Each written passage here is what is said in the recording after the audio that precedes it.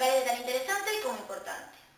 A la vez que en muchas ocasiones se produce injusticia hacia determinadas minorías a la hora de acceder y recibir de forma concisa la información. Está fuera de toda duda que todos y cada uno de los ciudadanos tienen derecho a acceder a la información general. Desde el punto de vista legislativo, se reconocen y protegen los derechos a comunicar o recibir libremente la información veraz por medio de cualquier medio de difusión. A pesar de ello, las personas con discapacidades auditivas ven mermado o impedido su derecho a recibir la información, cuando ésta se transmite mediante el sonido, véase la radio, televisión, etc. De manera que si no se hacen accesibles los medios de acceso a la información, se está incumpliendo el principio constitucional de la garantía de los derechos fundamentales, especialmente de lo que son ejercitables a través del lenguaje. El derecho fundamental de la libre expresión comprende el derecho a recibir la información por parte de las personas con discapacidades auditivas. Se considera que los servicios para la creación de subtítulos o de traducción al lenguaje de los signos son medidas especiales y necesarias de promover la integración social de las personas con discapacidades auditivas. Respecto del servicio público esencial de la televisión, que es como se reconoce en su legislación específica, un instrumento de promoción educativa, cultural y social, generalmente prestado a través de la conjunción de imagen y sonido por parte de las emisoras de televisión.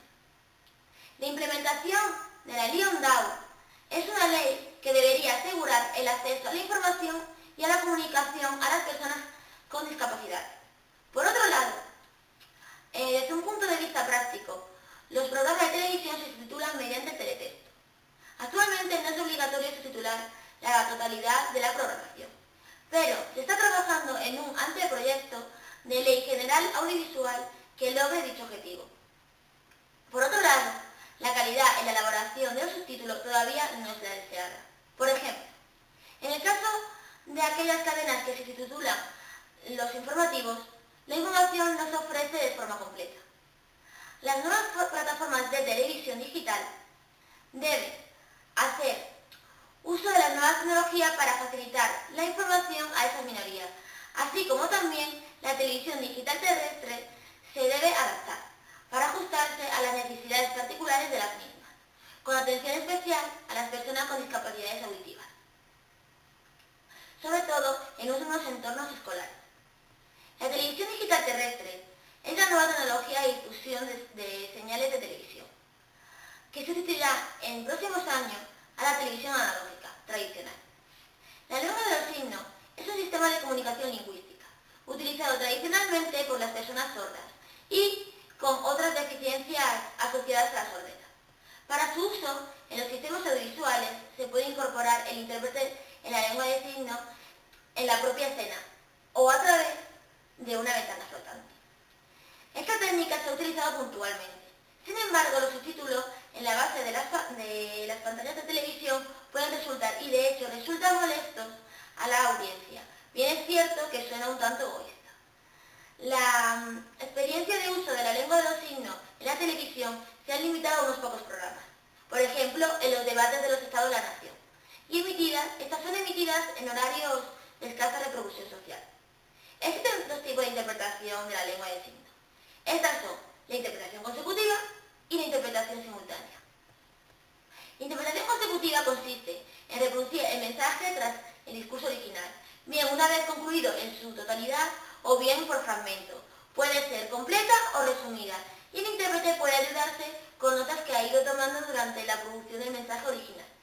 La interpretación simultánea es aquella en la que el mensaje se va reproduciendo conforme se emite el discurso original. Normalmente se produce con un retraso de pocos segundos respecto al emisor. Muchas personas con discapacidades auditivas, usuarios de la lengua de los signos, consideran a dicha lengua como único medio fiable para transmitir la información de modo correcto. Existe un programa especialmente para personas con discapacidad auditiva. En 1991 se presentó el primer proyecto de programa específico para sordos, pero este fue rechazado. En otras palabras, ha sido un programa dirigido a personas con discapacidades auditivas. Este programa se estrenó el 18 de abril de 1997. Con esta información informativo se pretendía que estas personas rompieran de alguna manera con una de sus mayores barreras a la hora de recibir información. La televisión española estrenaba el informativo donde mezclaba la información general con temas específicamente pensados para este colectivo. Además del audio, las imágenes iban apoyadas por subtítulos y por un presentador que, asomándose por una pantalla a través de una pequeña ventana, explicaba las imágenes con el lenguaje de los signos. El espacio se dividía en 3 bloques. Uno sobre la información general, en el que se hacía un resumen de las noticias más importantes de la semana. Otro apartado era formativo y pedagógico, donde se enseñaba el lenguaje de los signos y otro divulgativo, con un reportaje en el que se recogía el funcionamiento de las instituciones que se ocupaban de hacer un mundo más fácil a estas personas.